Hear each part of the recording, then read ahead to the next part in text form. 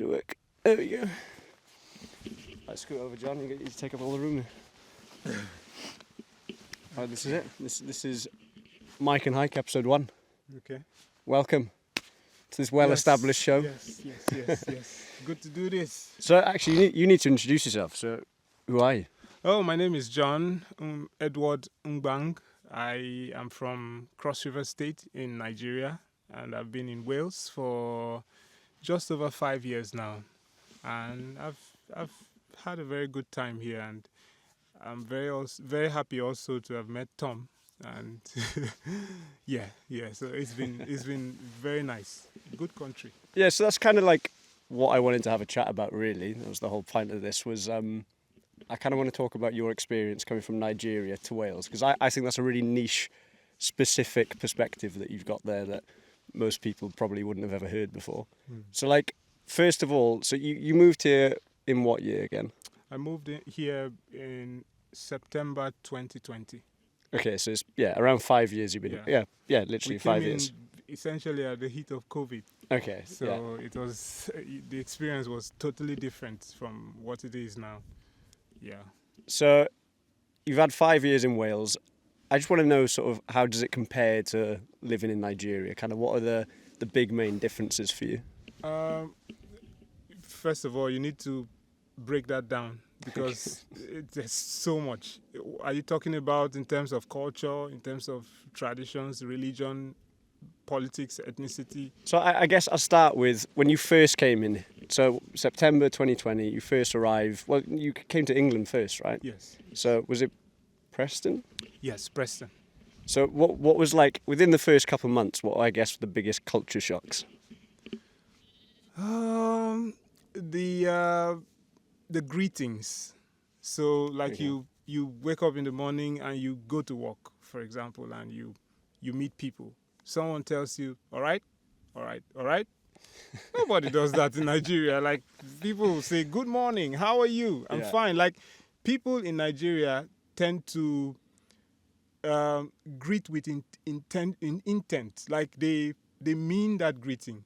They really want to know how you are that morning. They want to know how your family is. So someone will greet you, hello, good morning, how are you? How's your family? How's everything going?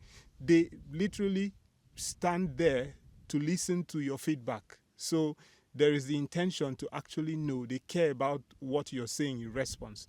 Now, they may not be able to do anything very big for you if, you say you're not fine. But at least if you say you're not fine, they want to know, they'll try to give some degree of moral support. But here, when you come into work, someone says, hello, or you're right. They're saying it in passing and like you're moving and they're moving. Yeah. They're not waiting to hear what you have to say in response. So you see, that's a culture shock on its own. The word all right is just, it's used a lot. It's like, even in Welsh, like we'll say yawn. But like, I was thinking about it the other day. I passed someone I recognised from where I was living. And we walked past and went, all right, he said all right, and then that's it. Yeah. So it's almost like you're asking a question and they sort of ask it back and then that's it. Yeah. Initially, I thought they were saying, are you all right? Because English for the average Nigerian is drawn out. You would say all right or you're all right. We would say, are you all right or are you okay? You can hear the words in the sentence. Yeah. It's not quick, because once you hear all those words, and let's say you are not all right, you can start telling the person how last night was, for example, how things are not going so well.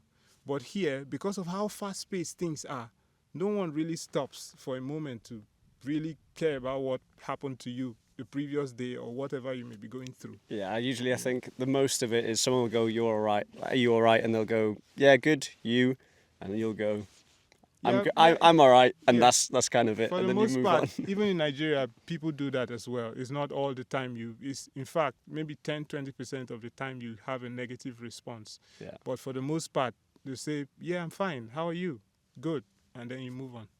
I think part of it's maybe like, I don't know, I feel like sometimes if you aren't all right, people don't want to almost burden you with the with the long stories or whatever. Sometimes most people will just be like, "Yeah, I'm good," and just let's move but on. you realize that people are hurting though, and in your workplace, you, your workplace is supposed to be, yes, colleagues. It's supposed to be a professional environment, but we know we have friends in our workplace as well. The people who care about us, and if something is happening with you, they would be happy if you told them, because they can give you like a shoulder to cry on or something, you know. And then for me, if you have an environment, a workplace where people actually care about people, if someone tells you about their struggle, just from asking them how they are, you can sort a lot of problems. But where everyone is just almost careless with that greeting because you feel like you don't want to burden someone, I don't think it's, I don't want to say it's not right, but I feel like if people would care more, even with greeting, if you can communicate some degree of empathy with greeting, it can be a good thing. Yeah. Yeah, that's a small difference I see. So number one, your first thought was greetings. Yeah. What would you say was like the next biggest, I guess, culture shock, or the main difference, I guess, maybe? Dressing too. Yeah, I guess. Yeah, so people tend to wear suit and tie. For males, suit, shirt, tie. Some other people just shirt and trouser, but tucked in. In Nigeria, you also have that, but increasingly, we are trying to show our nationality, our ethnicity, and things. So people wear cultural clothes. In times past, you would have that only on Fridays. So Okay. on a Friday, you see someone with a sutan, you see someone with agbada or whatever. Sorry, whatever what's a traditional. sutan before? Well, Because I have it's no like idea. a long. You know how people from Arabs, you know how Arabs dress, Yeah. for example, like a long top and a Okay. trouser underneath Yeah. for males. So you tend to see more people in Nigeria dressed like that, but with different colors to represent whichever place they come from, because Nigeria is a very multicultural, multi-ethnic country with over 300 different ethnic groups. So these groups dress differently. So you come to work and you see people dressing with different colors and designs of clothes. Yeah, with different patterns, Exactly, different. patterns and different. You have adire for the Yoruba people. You have ashoke for Yoruba people. You have different things, and then also different events you attend have different dress codes. For example, you're going to a traditional wedding. A traditional wedding will have all these traditional dresses I've talked about. Now, a white wedding, which was introduced to the Nigerian or African society by colonization, by the colonial masters, we never had white weddings where a woman dresses with a white dress, flowing gown with a crown and things like that, and a man with suit and tie. We didn't have things like that until not too long ago, like just say 50s, 60s, we began to have things like that. So, but here, all weddings, suit and tie. Yeah. And then, so that's another shock I got, to say, okay, in Nigeria, we have different ways of dressing, but here, almost except someone is putting on a casual wear, like you are now, like I am now, just with a jacket and, a shirt. And then I also feel like here, because of the different weather patterns, you have winter, autumn, summer, right? And then what's the other one? Spring. Yeah. So people dress here based on the different weather patterns. So you won't be dressing with, say, a thick jacket in summertime. It was only like a month ago. I was shorts, t-shirt, and it was really warm. Exactly. Literally a month ago, it was boiling. Exactly. And now I'm like this. Yeah. In Nigeria, we just have two seasons, the rainy season and the dry season. So most times, even in the rainy season, people dress as if it were the dry season. Yeah. Because, yes, the rain is falling, but the weather is still hot. Okay. So the dressing pattern can be the same all year round. Doesn't matter. So, yeah, there's, I guess, less change. Yeah. In terms of that stuff. In terms of dressing. Just want to ask the question that you said that it was happening more, like it was increasing the amount of people who were wearing more traditional dress. Why do you say increasing, like now? Because people are beginning to go back to our roots. We're beginning to want to identify more with what makes us unique. We seek to maintain our identity. See, like what I discover in Wales, the Welsh government and Welsh society is trying to protect its language. Yeah. Yes, Wales too, were kind of colonized as well. So the English language was introduced into this country, and before you knew it, it seemed like the Welsh language was becoming extinct. And then there was a push to protect that language. You see on the roads where when you write something in English, you have to also write in Welsh. You see increase in the number of schools teaching in Welsh language. It's that same drive that we are trying to implement in terms of our dressing too, in Nigeria, where we want to make sure that we don't allow our dressing to be replaced by Western dress styles. Not as if there's anything wrong with Western. They're beautiful, and people love them. They still wear them, but we want to also preserve our identity. Yeah. Yeah.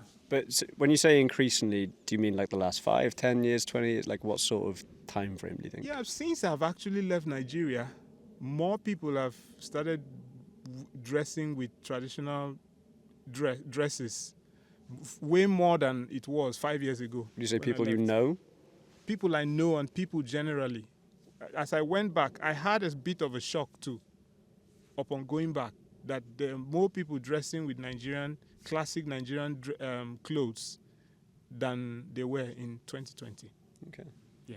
Yeah, it's interesting. I guess, it's almost similar to Wales, like you talked. Sorry, you've got a giant bug on your shoulder.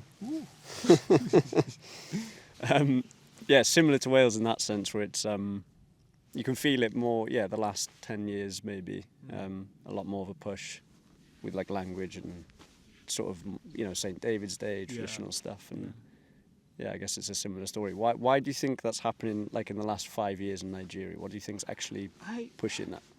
I don't know. I feel like the government itself is trying its best to maintain that identity. We have a national orientation agency. Some believe that agency doesn't work very well, but I think it does.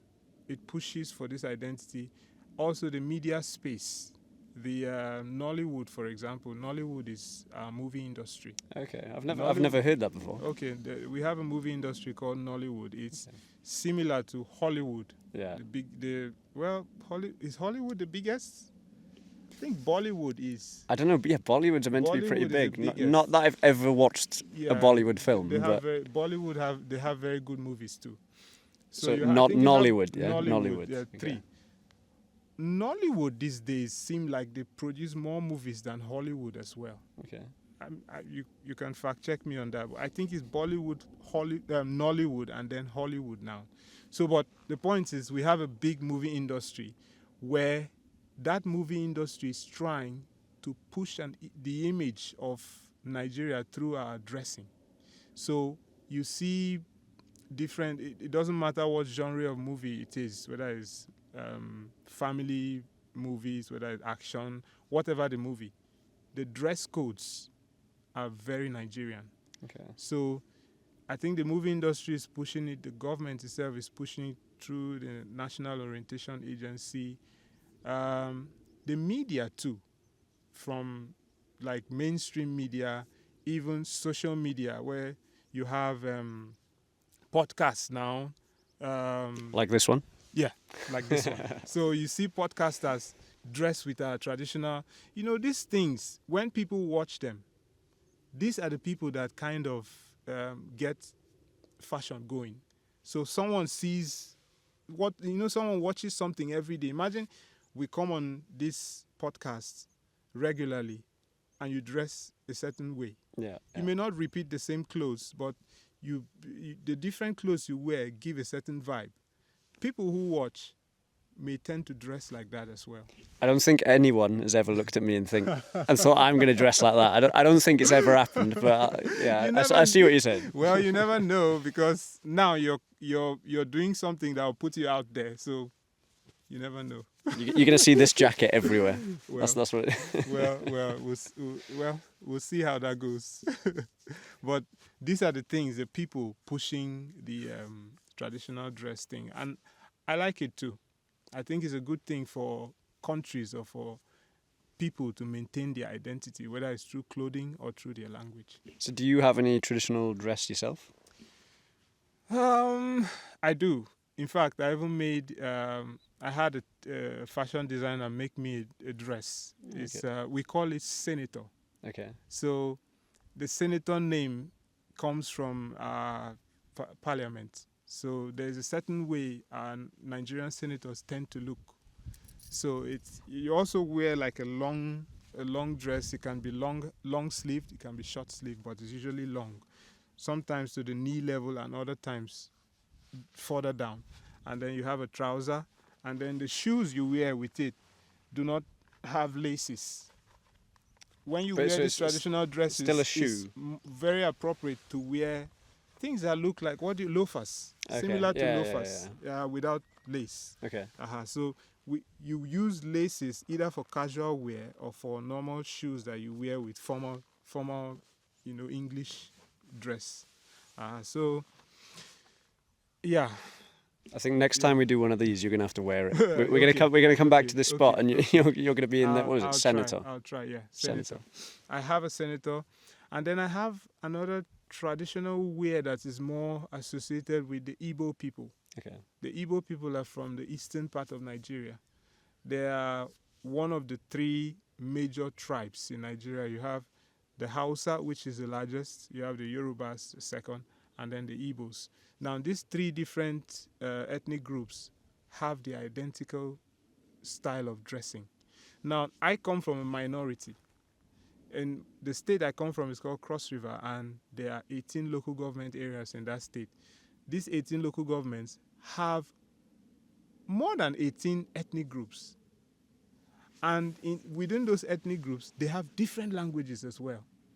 And it will interest you to know that there is an ethnic group where males speak a different language and females speak a different language as well. They speak a different language to each other? Yes, to each other. That's confusing. They don't speak the same language. So when a woman is talking to a woman, they speak different. Okay. As in a whole different language? A whole different language, yes, in the same community. That's how Nigeria is very ethnically diverse. But what do they speak when it's male speaking to female? They have a common language. Oh, there's a common language. Speak. Okay. And then generally for the country, because as ethnically diverse as we are, the English language and Pidgin are the two languages we use to address everyone in the country. Yeah. Yeah. Yeah, I remember we talked about Pidgin English before, actually. Yeah. Pidgin is quite an interesting language where you hear English words, but for an English person, it doesn't make any sense. Well, actually, something came up. I can't remember. I was looking on the internet somewhere, and some article. I don't even know why it popped up, but a Pidgin English article had popped up, and I tried reading it, and it's we have BBC Pidgin. Yeah, I think that's what it was on, and you can get words, but I couldn't understand. Understand. Some sentences I kind of knew maybe what they were saying, but for the rest of it, I didn't have piece it together at all. Yeah, I can't really say what the history of that language is because I really don't know. Maybe it's something for me to check. Since I was born into it, I've never really cared to research to know what the origin of Pidgin is. Because Nigeria is not the only country that speak Pidgin. Most West African countries do, from Ghana to Benin to Cameroon to Senegal, all those. Is it the same as in? No, they're just slight variations. It's essential. If we talk to each other, we'll hear what we say. But there are certain words that we may not understand. But for the most part, we would be able to get a sense of what the next person is saying. Because even in Nigeria, there are variations in the Pidgin English as well. People from Delta State, for example, the Warri people, they speak a different type of Pidgin. People from the Lagosians, the Yoruba people, have a different type. Even in Cross River, Ikom people, Ogoja, even the Efiks in Calabar, they are just nuances to the language. But everyone gets a sense of what the other person is saying. Yeah. Yeah, I guess, I mean, similar, I guess, to like with Welsh, like North Wales, South Wales. Yeah. There's words, there's phrases that are different. And like sometimes I'll say, even from West Wales, I'll say things to someone in Welsh here and they go, oh, what was that word? I didn't quite Yeah, understand that. but And even Wales, I think there's some words you say when you're talking to an elderly person. yeah. That's different from when you're talking to a younger person. And it's actually perceived differently as well. Because like where I'm from at least, so T would be like you. So either someone your age, your equal, or someone younger. And then chi is like either your elder or someone in like maybe a position of higher power or respect That's things. So another like, thing I found interesting as well. so, but I would automatically, if anyone's older than me and just out of respect, even if they're maybe the same age, I would say chi just out of respect. But then I tried that down here to a couple of people, and they almost got offended, thinking that I was calling them old almost. And but for me, it was just like, oh, it's just a respect thing. It's chi being respectful. And some people just see it as you're trying to call them old. So it slightly changes. But yeah, those are the. That's really interesting, actually. It's one of the things I found to be very interesting about a society. Just you're talking to an elderly person and you're speaking differently from how you speak to a younger person, using different words. Interesting. Yeah, I mean, I could talk about languages all day. I feel like it'd be dark and we'd still be sat here. I think we'll maybe move to a different spot. Okay. No and actually make sure this camera's been recording. Yeah, there we go. We're 22 minutes in. Okay. Nice. Oh, okay. So differences, Nigeria to Wales, you've said greetings. Yes. And dress being the main differences. So like, you've been here for 5 years, and this summer was the first time you've gone back. Yes. What was that like? It was fun. Like it was. How do I put it?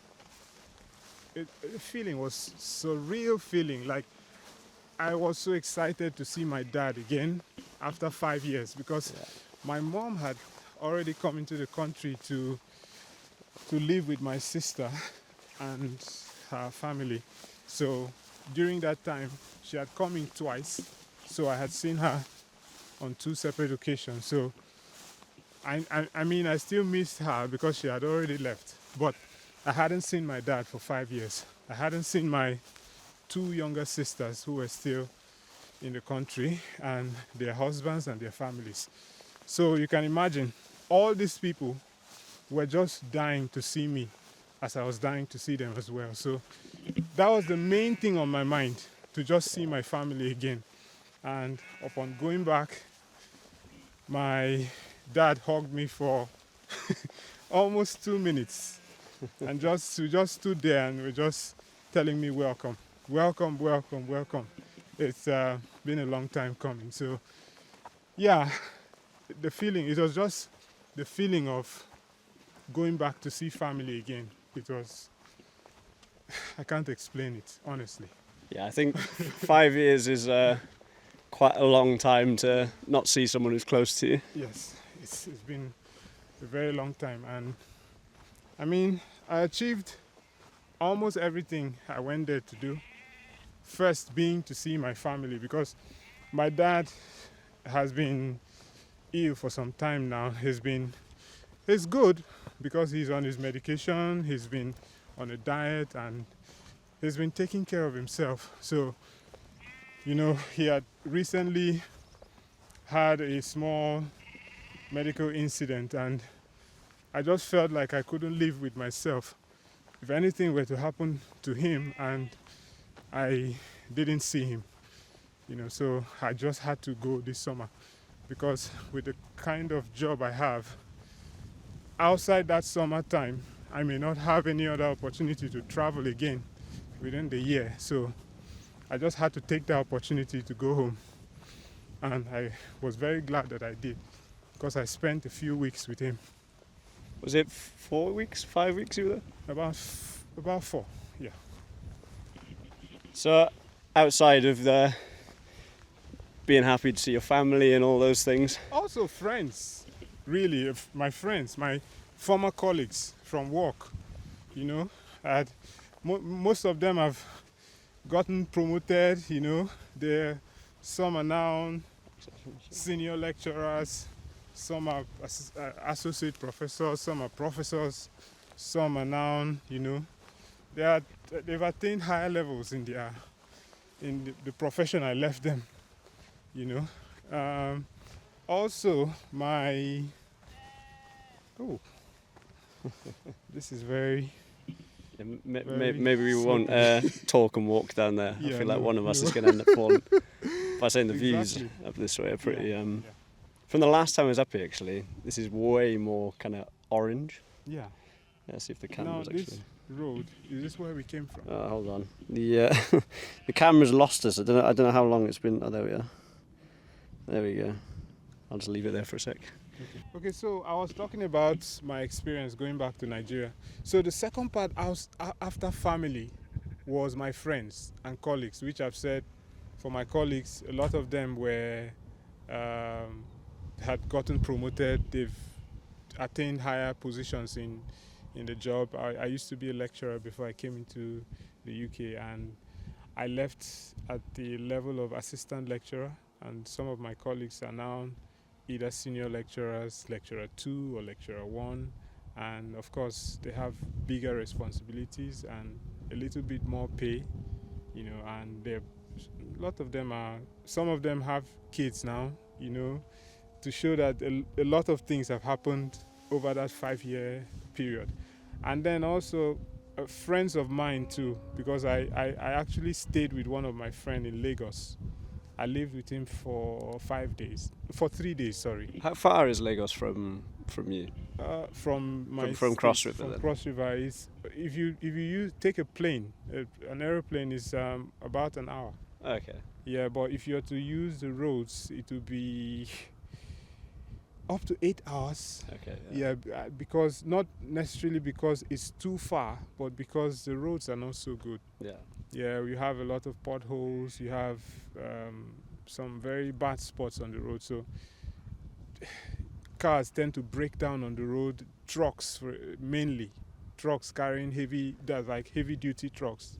They break down on those roads and they cause a lot of traffic. Yeah. So before you get to your destination, you can take up to 7-8 hours. So, but anyway, I stayed with that friend of mine. He's a childhood friend of mine. His name is Mgbang Kubianga. So he housed me for 3 days. He's married to a very lovely. I know he'll be happy to watch this because I'll make him check out this channel to see this interview. There we go. We've won another subscriber, so that's what we want to hear. So he was very nice to me. He has a lovely wife, and before I traveled, he hadn't married. So he's now married and he's very happy actually with his family. I got to also meet his parents because when I returned to Calabar, I went back to visit his parents. He's a childhood friend of mine, so the fact that he's not at home where my family is doesn't mean that I can't pay his family members a visit. His parents were also very good to me. Very important part of they played an important role in my childhood.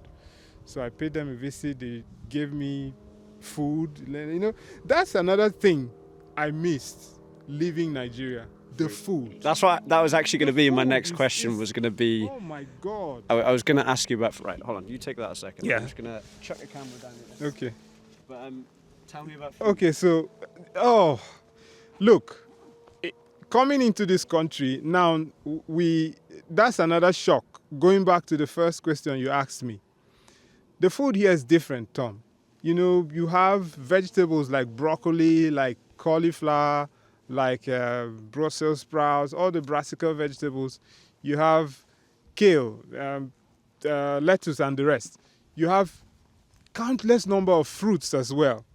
But the truth is, these are not things I grew up with. I'm afraid I just have to say it, they don't rise up to the same level in terms of taste as the fruits and the vegetables I was used to as a child, or that I grew up with. So things like afang, Afang is a green leafy vegetable. Things like edikaikong, things like the one we call green. The scientific name is amaranth. Okay. Amaranth is a green leafy vegetable as well. So we use these vegetables to cook different soups. We use them to make different kinds of porridges. We use them for all kinds of things. So I had missed them. Now in this country, I find them from time to time. In fact, you went with me to one of those shops where we get them from. Now they are very expensive, super expensive. So you can't just have them every day. No. If you're not earning very good money, you will just become broke by just buying those vegetables, because here it's seen as imported stuff. Yeah. So it's expensive.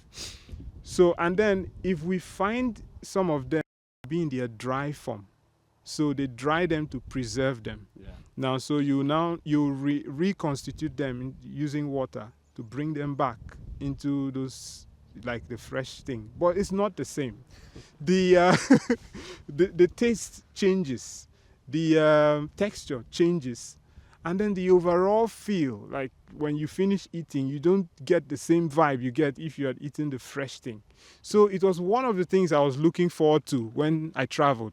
And surely as I got to Abuja, because I arrived in Abuja, my brother-in-law Emmanuel just made sure he took me to the best restaurants he knew around, and he made sure he spoiled me. He didn't hold back. Like, he didn't care whether it was expensive or not, because the foods there can be expensive if you eat in restaurants. Some of those top restaurants are quite expensive, but you have the cheap ones as well. But seeing his brother-in-law coming home, of course, he won't take me to a cheap restaurant. He took me to one of the best places in Abuja, and I had a wonderful time. It was like, you don't know the feeling. I had a great time. And coming back to Calabar as well, look, in Nigeria, I think, now this may be controversial for so many people who would get to hear this, but I think people from Cross River and Akwa Ibom used to be a state in Cross River. So when new states were created, I think in the early 90s or late 80s, Akwa Ibom State was carved out as a standalone state. Don't quote me on the time when the states were created. Before you say I'm saying your state is too young, you maybe longer than that. But anyway, Cross River and Akwa Ibom State, it appears to me that they make the best soups in Nigeria. That's a controversial statement here. Well, it's my opinion, you know. And look, check out Edikaikong soup. Check out Afang soup. Those two soups come only from Cross River and Akwa Ibom State. Okay. Now, different people may be able to cook it. These days you have on YouTube, you have a lot of videos that can show you how to make these things, so you can make them. But there are people who have the traditional means of doing it, of cooking these soups. And when they make it, even if you try to replicate it, you may not be able to do it the way they do it. And then also, cooking these traditional African foods in a firewood setting, like you use firewood to cook them, there's a certain degree of flavor that is added. You get like the smokiness. Exactly. So it's not the same thing like when you cook it on your hob. It's not the same. Like the jollof rice, for example. You ate jollof rice some time ago. Now that jollof rice, I bet you will not be the same if they had cooked it on. But I still want to say the jollof rice was incredible. Like it was so exciting. Like it was literally just rice and veg. I thought, it's not going to be that interesting. But that was like my first proper African dish. Yeah. And jollof rice is genuinely incredible. Now, I asked him, there are different variants of jollof rice. The ones from Nigeria, the one from Sierra Leone, the one from Ghana, the one from even Cameroon. Which one do you think might be? Which one did you even have? Did the person tell you? So I'm pretty sure she said it was West African cuisine. So that's kind of the most I can give you. She didn't really know which one she cooked for you. It was like tomatoey and maybe All of- pepper based. all I of- don't know. all I of don't. them I have- don't All know. of them have tomato in them. Okay, so that In doesn't help fact, much. some have tomato and bell peppers. I some think have only this had tomatoes. pepper as well. So I think it's the quantity of tomatoes, the ratio between tomato, bell pepper, and rice that make the jollof rice taste different. And then some will use crayfish, Yeah. some may not use, and then the seasoning and the other spices that they I put. think you said you use crayfish in yours, right? Yeah, Yeah, I do. yeah. You'd have to pull that out for me, but Yeah, I know. If you're vegan, you would need to use a vegan seasoning because most seasonings out there are not vegan. yeah. Yeah, so but the one you had was vegan, so that's fine. That's actually an interesting question because I don't know how much you've tried. Have you tried much like traditional Welsh cuisine? I think so because I visited a friend of mine and a colleague at work called Paul. He served us a traditional Welsh. I don't know what the name is, but I know it had duck in it. Okay. It had what's it called?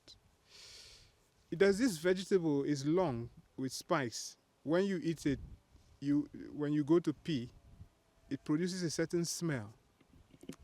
What's it called? Vegetable with spikes. I can't remember the name now. But when you eat it and you go to pee, there's a certain smell a unique smell that your urine Oh, was it like produces. asparagus or something? Yes, that's it. Yeah, yeah. So asparagus, it had potatoes too. Okay. It's baked. It was baked, chopped and baked, and then there was a gravy, a brown gravy that he used. And So a then bit of something like else. some sort of roast dinner type. Yeah. Is that traditionally Welsh? No idea. So the main like traditional Welsh dishes I'd think of is like you had a cowl. Okay. It's kind of like a broth essentially, like a vegetable broth. Usually they have like lamb in it, but obviously I wouldn't add that part. But cowl is like the main dish I'd think of. Okay, so but are there any traditional Welsh dishes that you can have? So I'll have a cowl, I just minus the meat. Lots of people have a go at me and say it's not. So that would be my controversial not thing. complete. People have a go at me. If any of my mates watch this, they'll have a go at me. They'll say that's not real cow because it hasn't got the meat. But it's good enough. It's good enough. Yeah. And obviously you've got things like have you ever tried Welsh cakes before? Yes, I have. You have. But you had. because I gluten free. Oh yeah. But I've tried it just for the sake of trying it. Yeah. I had issues at the end of the day. I had digestive problems, but it was nice. Yeah.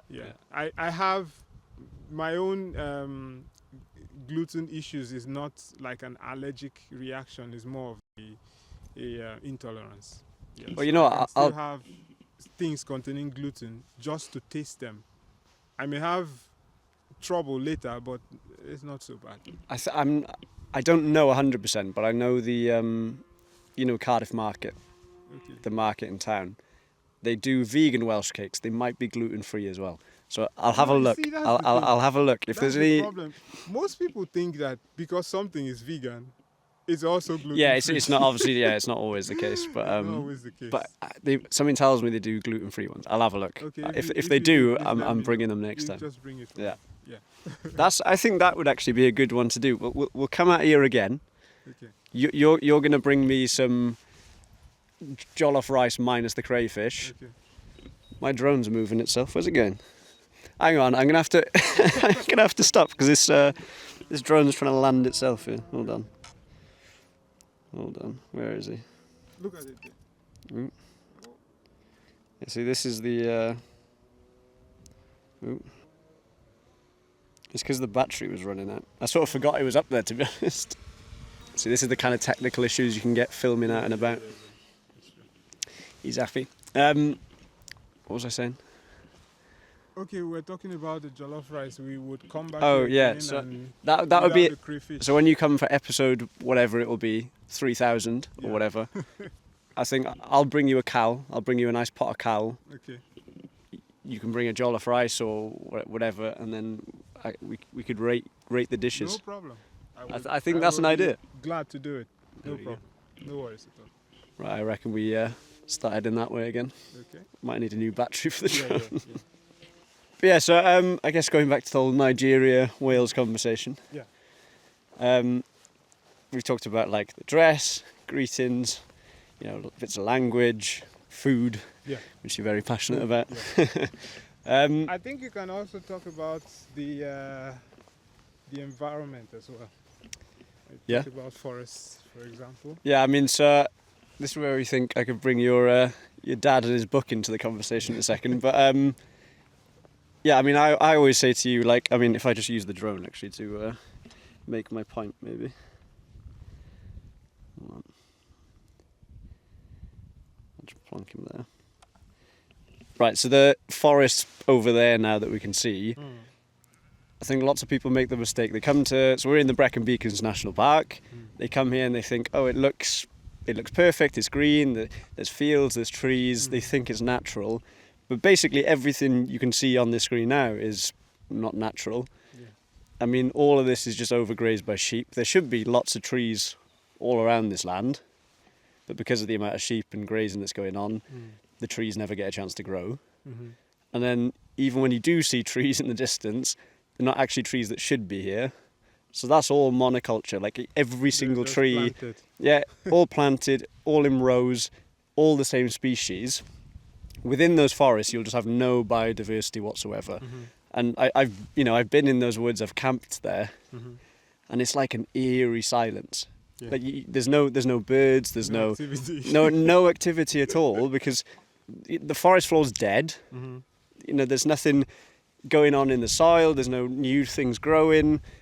It's just dead. So What's the reason for that? So they're planted. They'll eventually be cut down, sold for timber, paper, whatever it might be. So obviously it always just comes down to money, doesn't it? So there's afforestation drive. So for every one that's fallen, a new one is planted. Yeah, usually. But then there might be, like, you can see over there now. Actually, I'll move the drone. Maybe that'll pick it up. Yeah, so like in the distance here. I mean, you can see it there, but obviously over there. That whole section's been cut down. Yeah. How long ago, I don't know. But generally, they'll cut it down and then replant straight away. But they make out like it's something good, as if, oh, we're replanting, therefore it's fine. Yeah. But you're replanting just so you can then chop it down in a few years again. So it's like, yeah, none of it's good. But at least they are replanting. So there's afforestation, even if it's for the sake of using it for the economic value, right? At least you're replanting. And then when you've replanted, trees give off oxygen, right? And they take up CO2. Yeah, So there's still there is that positive, I guess. Yeah. They're absorbing CO2. Yeah, there's a carbon capture going on. But generally, the types of trees that are best with that sort of stuff, from what I understand, are like deciduous trees. So basically more native trees, things like mosses and things as well. Yeah. Mosses and lichens and all these sort of things that tend to only grow in what I'd say a proper forest. They're not growing in there, and therefore it's just not very efficient, basically, compared to like a proper woodland. Okay, that's where there is a difference between Wales or the West and Nigeria or Africa, because many African countries still have virgin forests, like forests that have gone untouched for years. So in Nigeria we have different types of forests. We have tropical rainforests in the southern part of the country, and we also have mangrove swamp forests. Now, those mangrove swamp forests are the ones you would really like, because you see different kinds of these different species of trees growing on top of water. So you have, like, the biodiversity you're talking about is very much alive in those areas. Now you have different kinds of plants, different kinds of animals, different species. Like, it's boundless. You can just feel it. You go into those forests, even in summertime like this, when the place is hot, under those trees, it feels really cool. Yeah. Because oxygen is coming out of those trees. You can't see it with your eyes though, but there's respiration is going on with those plants. and you can really appreciate nature in action. You see butterflies, you see frogs, you see different insects, different kinds of things. So And those are the sort of things that you wouldn't see. that's what You won't wouldn't be see seeing. here. No. But we are also going to a dangerous place as well. Sorry if you. Yeah, we're going to a otherwise it's dangerous close. place as well in terms of deforestation practices going on.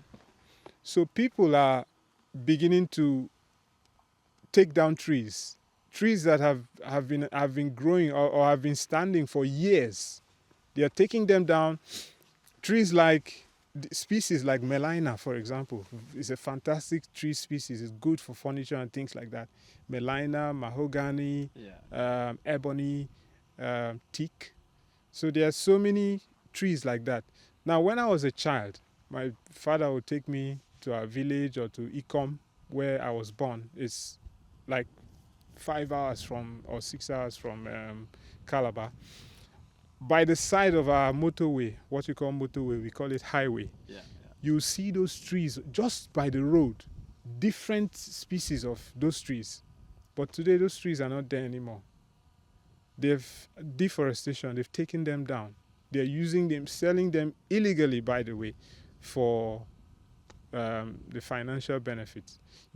Now, yes, there are forest guards that are supposed to be, doing much to stop this practice. In fact, the governor of the state, successive administrations have tried their best to. I don't want to fault any governor or any government, because they've tried. Some maybe not as good as others, but generally, the governors have tried to stop the thing from going on. But this illegal activity still persists. Now you can blame that on corruption in society generally, because people abdicate their responsibility. You're being interrupted again. Yo. This drone is just mind of its own. I think it's very windy, so. Yeah, I'll land them. That's twice you've been interrupted by a robot. I'm gonna have to go get him then. Okay.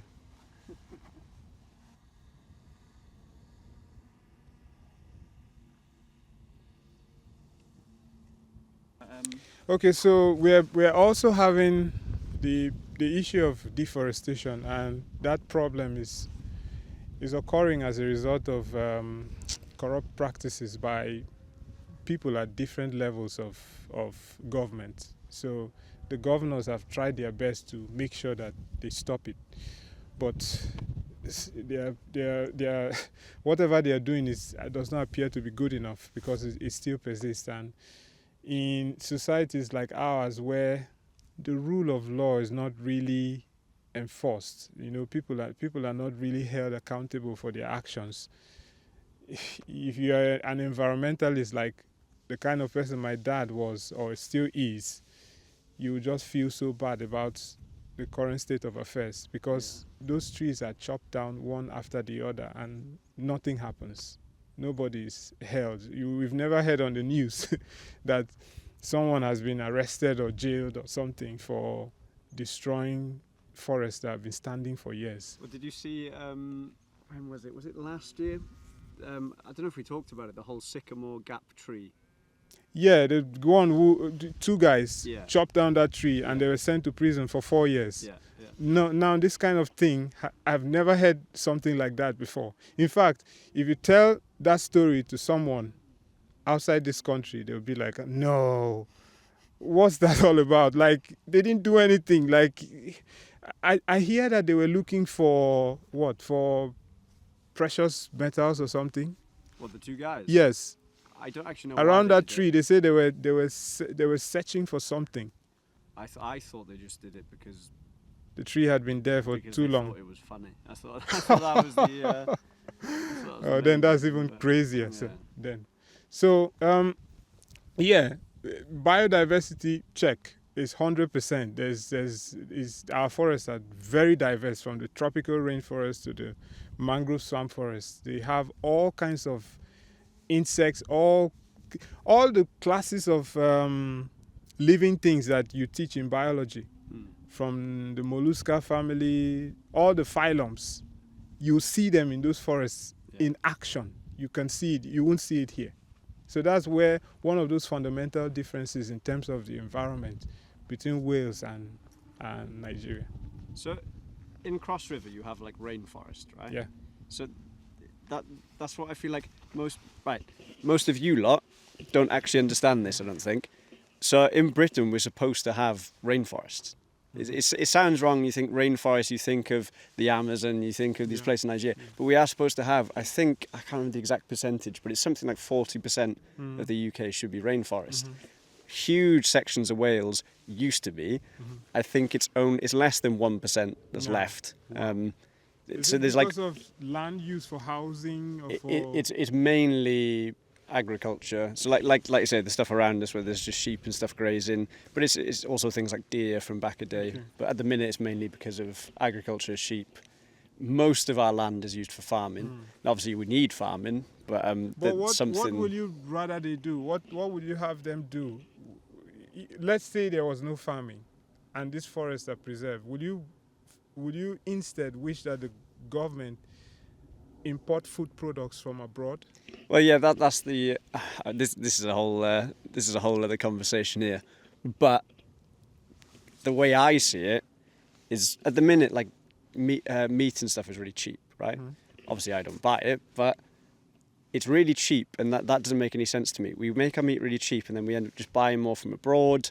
I think the situation a lot from abroad. Yeah, I think the situation should be that almost like it was maybe 50 years ago, where I think one of the main issues is people eat too much meat at the minute. They buy it 2-3 times a day, which is kind of crazy, and they're buying really cheap stuff as well. But what would you have them do instead?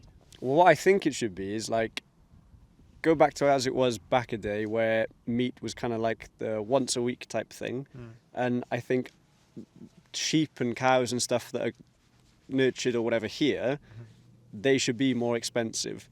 So like, I don't think our farmers should have to compete with cheap meat from abroad. I think the meat that they rear here should be more expensive, and they should get paid more for it. And then they wouldn't maybe need to have as many animals. Good luck to that government who will raise the price of those things. You'll be kicked out of office. I mean, realistically, it's not going to happen. But I don't know. My main thing is, like, my main concern is there's just not enough nature around. Without nature, there wouldn't be any us, you know what I mean? So we do need a healthy ecosystem. And it's a huge thing in farming at the minute where soil isn't healthy enough. Like the state of our soils and stuff is pretty terrible at the minute. Nigeria is also getting... Will at some point we'll come to this dangerous place as well, because agricultural practices like palm that's farming palm to produce palm oil, for example. You know the massive acres of land that is used to produce palm. Take rubber for example. The raw material for plastics and things like this. That's the kind of things we also do. We are not quite there yet with respect to ranching. Because this sheep, for example, this is like an open ranch, right? You would say.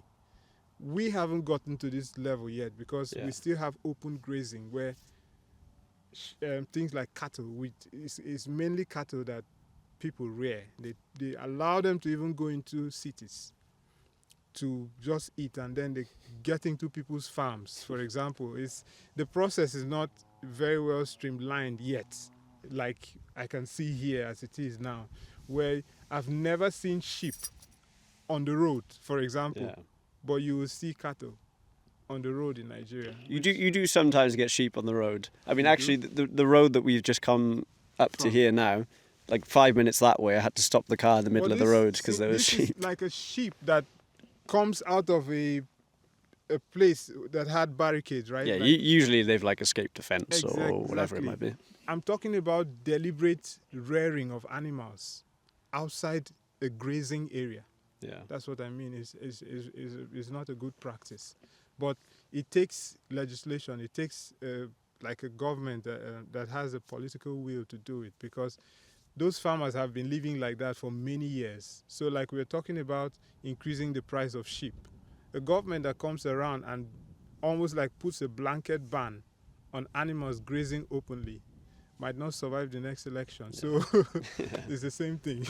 Yeah, I mean, things like food and the state of nature is that they're such huge conversations, and it's not a simple solution. Yeah. So it's I don't think we're going to solve it in the next 5 minutes. I But don't think so. the main thing for me is like we need more nature. That's Yeah. my main concern. Is like I just look around and there's just not enough of it. I mean, don't get me wrong. Like all this looks amazing. It's It's still amazing. I still still prefer have land. prefer this to being It's in the better city. than- But Say areas, without mentioning any names, there are countries around the world that don't have even this monoculture. They've taken all that land to build houses, resorts, and things like that. Those are artificial already. So, but at least you still have, look at open plains. yeah, so it's yeah. Don't get me wrong. It's not completely unnatural in that Yeah. sense. It's still Because you see these trees and the rest, they still improve the quality of air you find in your country. There are so many other industrialized places where you look at the air quality index, it's really Yeah. bad. yeah. It's never too bad in Wales. I don't think Exactly. compared to some countries. Yeah. But there's a person over there, just on the hill. Yeah. There are two actually. There's some Oh in yeah, there front. is. I thought that was a sheep. It's a person. The person is just sat there. I don't know. Right, shall we start heading that way? Yeah. Right, we'll go down that way, is it? So I was saying something about Welsh people. Now, one of the things that impressed me about Welsh people. I was gonna say this is nothing nasty, no. No. I don't have any nasty things to say about Wales. Welsh people are quite traditional too. Like, I found differences. Preston is totally different. That's in England. yeah. Now, in Preston, you take a bus, like a public transport. An elderly person can come into a bus, and a young person, a teenager even, might just be sat there, and say the bus is full, the old person just is standing. Yeah. Get up and give them a seat. The person sits there, and the old person is not bothered. It doesn't want to even say, get up for me to sit. But you would think that the young person would be more, aware that they should offer their seat. But in Wales, the difference is the opposite is the case. Most buses I go into, if a young person is sitting, when an elderly person comes in, the young person will stand and give them a seat. And this is exactly how the Nigerian society is. You don't have an elderly person come into a place. We have buses, but our buses are not like your bus. So our buses are smaller buses where everyone comes in and just sits, right? If it's full, it's full. There's nothing like someone standing up for the next person to sit. The arrangement is quite different. So, but say in an event where people are sat and an elderly person walks in, a young person would give them their seat. That's the exact same thing I found in Wales. So I think. So what you're saying is the Welsh, the Welsh are better than the English. Is that what you're saying, John? I don't want to. I think that's what you said. I think that's what you said. I don't want to create any animosity between two friends, But I think Welsh people are quite nice. They're quite respectful of the elderly, and even pregnant women as well, and mothers. A mother comes in with a stroller into a bus. Anyone sat around the place where a stroller is supposed to be just gets up immediately. Doesn't need to be told, and things like that. So it's the same level of respect you find in African society that I've come to find in Wales as well. So I'm quite impressed with what I've seen so far. Interesting comparison. Yeah. Also, people here are very nice as well. At least you, my colleagues, sorry. There's a big hole that I just went into there. You, my colleagues in my workplace, There's a group called the Folklore Group, which I am a part of, myself and my wife. The what group, sorry? The Folklore. Okay. Folklare. Folklore. They are a group in the Catholic Church that, they come together to do things for humanity. They have values, like even the environment. They want to protect nature and things like that. Yeah. So they're very nice people as well. They offer help when people need them, Wales, people in Wales have that same level of care for people that come into their country. Even if someone, I would say, even if someone is a migrant who is, in quote, illegal, as they want to say. Some people say undocumented migrants. Welsh people are good to those people as well. Yes, the government will determine when they will leave the country, but at least as human beings, you should care for other human beings. Even if they are not supposed to be in that country at the time where they find themselves there. That's not for the Welsh people to determine. It's for their government who enforce laws, not you. You don't take the laws into your hands. And that's exactly what I've seen with Welsh people. So Welsh people are good people. I think I've heard lots of people say generally that they find Wales quite a friendly place. It is. I think it is true for the most part. Obviously, Yes. I can think of there's plenty of people watching this video. Brett, for instance, who did the Beacon's Way, horrible bloke, horrible. No, I'm just joking, isn't it? But I think generally it's known as a pretty friendly place, Wales. I think. Yeah, Wales is. I'll follow that sheep track up there. Interesting. Wales is an interesting place. My left arm was starting to get cramp just from holding that there. This is a very interesting field as well. Yeah, so like Quite open. obviously all the tracks we're following now are just sheep tracks. Yeah. So all tracks made by all the horses or whatever. And you really need to be careful before you get your legs stuck into a deep hole. Yeah, try not to fall in any holes. Cut your ankle. Yeah, that would be good, wouldn't it? Episode 1 and I'm shipped off to hospital. I'm so proud to be the first guest on this episode. There we go. So at some point we would have up to 5,000 episodes and I'll be very happy sitting somewhere saying I was the first one. No, I didn't. Yeah. I didn't make him say that. I didn't make him say that. He just. Yes. Right, watch out before you step in there. It's an honor to really do this. I'll, like I say, when all the money's rolling in, Yeah. you can. For the episodes you're involved in, you might have a little handout from that. Yeah, of course. Right, I think we're actually walking in the wrong direction, John. Really? I think we need to You go. can go around this. That's the trouble when I'm trying to hold the camera and think about, is the mic in the right place? Yeah. There's a massive Just hole sort down of walking without thinking. Mm. This is getting wetter here, the ground, I think. there. I think so.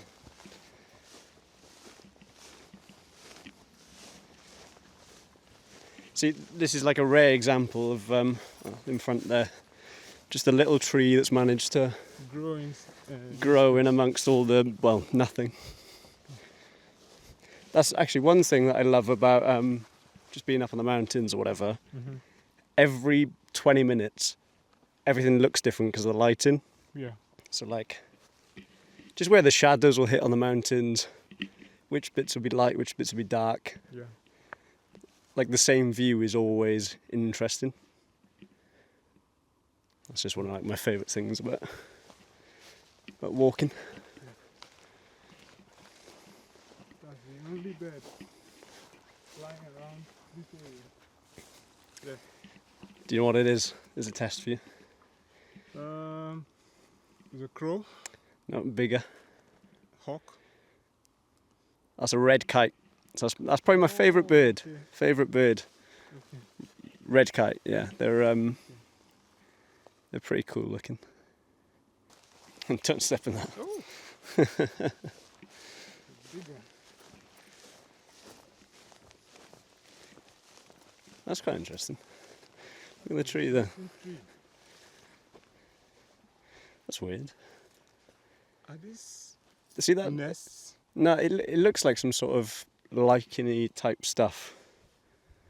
I was actually going to say to you earlier, I mean, I don't know what species this is, but generally, if you find like lichens, I think it's some sort of lichen, see the way it sort of sprouts out, but Yeah. I think generally if you find that sort of stuff, it means the air quality is good. Yeah. So, I could be talking absolute That's rubbish, what I was but saying with respect to having plant life generally. It Yeah. doesn't matter whether that plant life is natural to the place. They're plants. They Yeah. give off oxygen. And that's good for air quality. I'm pretty sure that, yeah, I think I read that lichens are a sign of good air quality. So, breathe in the good air, John. Breathe in the good Yeah. air. For as much as I was saying it was unnatural, it does look pretty nice that way. It does. It's a hell of a view. It's very beautiful. So like when I came here, I think I came in July, this definitely wasn't here.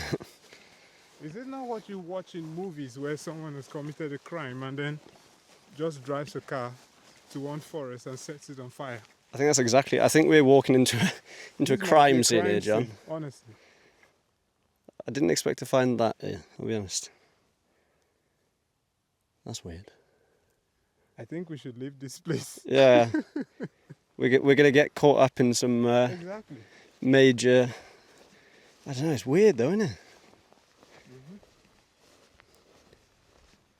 That's, you get scared there'll be someone inside it. That's mad. That is really weird. What have you done, John? What have you done? Just a stupid thing to do as well, because, well, like I was saying to you before about, And this was probably done at night. So yeah, but like with the dry ground, forest, you know, there could have been some big fire up here. Yeah. Yeah. And look at how far the person drove this car. Yeah. Well, didn't expect to see that, I'll be honest. Right, so I think we'll just finish. I know we've talked about a few things now. We've started talking about nature and food and all sorts, but just to kind of close out the whole Wales-Nigeria chat, what is your number one favourite thing since moving to Wales? What's your favourite thing about being here? That is hard because there's so many things.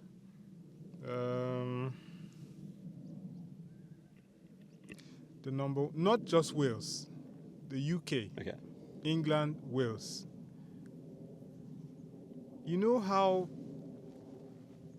in summertime, that I don't know if you call that daylight saving, Yeah. where nighttime is supposed to be around between 6 and 7. The day is supposed to just go into night.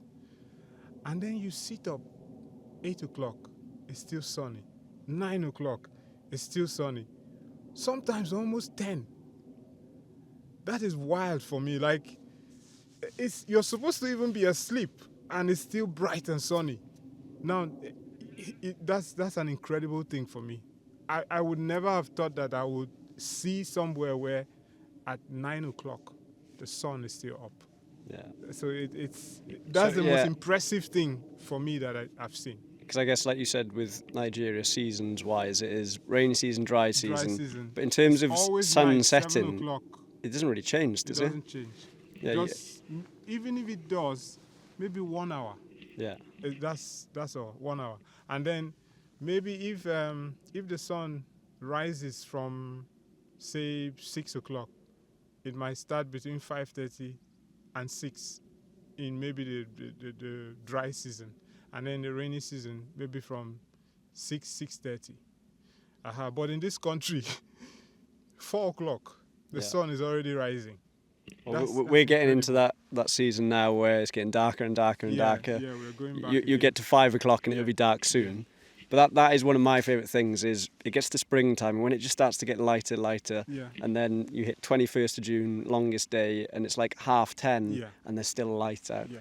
That build up to sort of the longest day is probably my favourite thing. And then secondly, you can see the changes in the color of the trees. yeah, obviously these are So all during summertime, in fact, from springtime, the leaves begin to come back to these trees. yeah, That meaning these trees are just hibernating. They are not dead. yeah, Now this doesn't happen in Africa or in Nigeria. yeah. So that's the second most interesting thing I found. So kind of the changing of the seasons. Exactly. Yeah, Exactly. nice one. And then, what is the number one thing that you'd say? And I feel like you're going to say food. What's the number one thing you feel like? Okay, apart from like family, that being an obvious thing. What do you miss most about Nigeria when you're here? Yes, you said family. It's that food. Yeah, It's the Thought food. it might be. Look, the food is almost close to family as well. That's in terms of Yeah. how much I miss it, because it's the fresh vegetables. You can't get it here.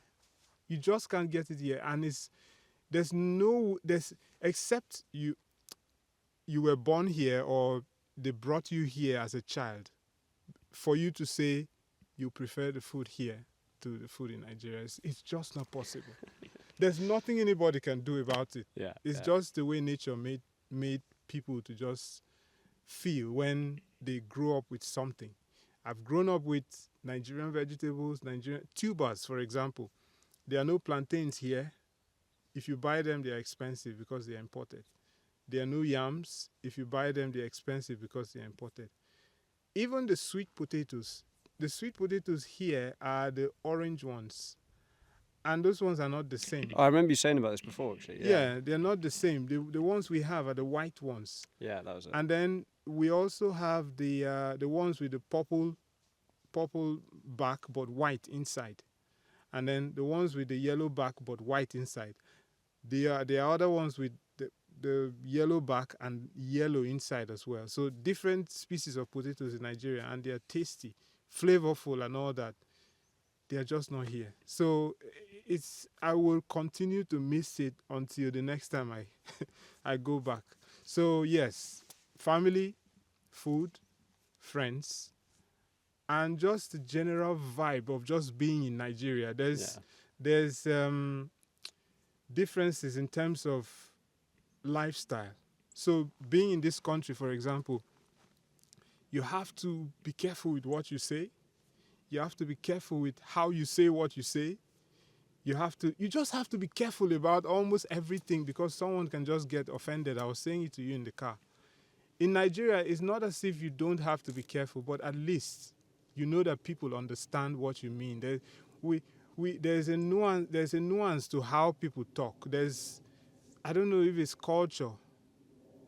Look, in this country, you need to understand what is humorous to people.